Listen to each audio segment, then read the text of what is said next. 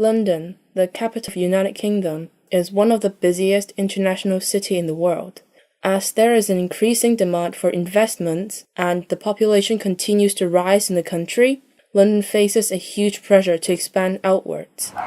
In this documentary, I will share my experience in visiting the Royal Docklands in eastern London and briefly analyze the design opportunity of the area. The Royal Docks is a 40-minute ride east on Underground from central London. It is under the management of the Newham London Council. It is most famous for Excel, a multifunctional exhibition and business centre, the Emirates cable car, which travels from Royal Victoria Station to North Greenwich in 10 minutes.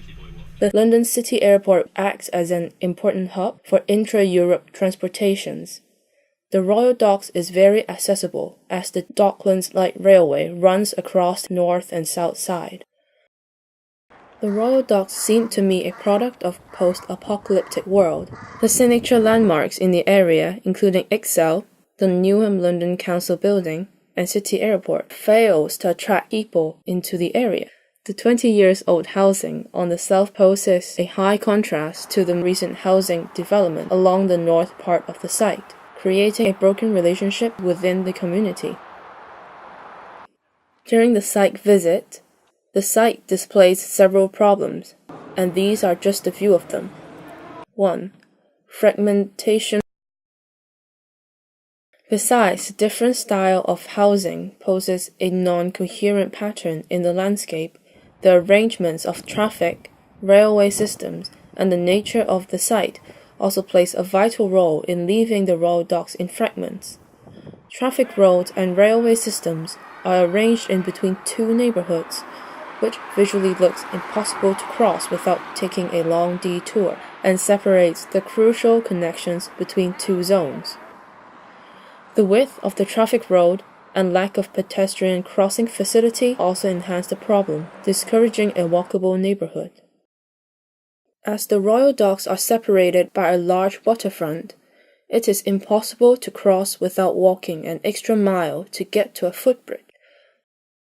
2. Lack of green space. There are 4 main green parks in the Royal Docks: Beckton District Park, Lyell Park, Royal Victoria Gardens, and the Thames Barrier Park.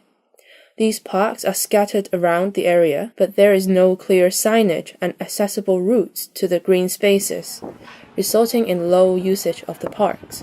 Moreover, small green spaces should be implemented in proximity to the neighborhood to encourage outdoor use, as a way of improving long-term health and well-being in the community.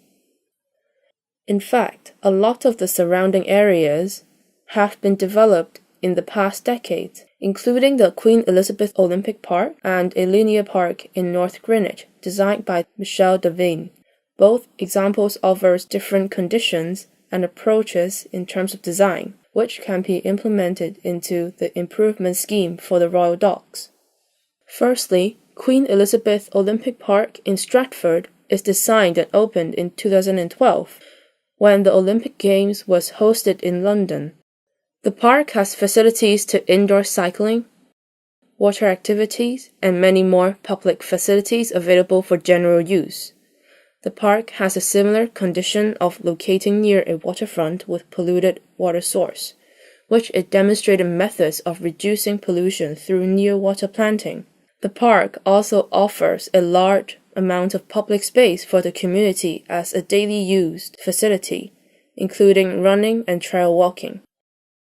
The linear park designed by Michel Devine does not have a waterfront nearby. However, it offers a great example in terms of urban planning and small-scale neighborhood parks. The park was designed and finished construction before the housing were built in North Greenwich. This resulted in a nice matured environment for the public to use on a daily basis when the residents have settled in. This park took a broken grid tree planting scheme, which creates a formal yet natural manner to the park. It is an easy walking and comfortable urban island for the public, as well as an open linear park that accommodates and increases the land value for the surrounding housing. After analyzing the case studies from North Greenwich and Stratford, the Royal Docks display an ideal canvas for housing-oriented urban planning. The existing problem of lack of connection, deteriorating environment, and lack of green space can be solved very easily with careful urban planning.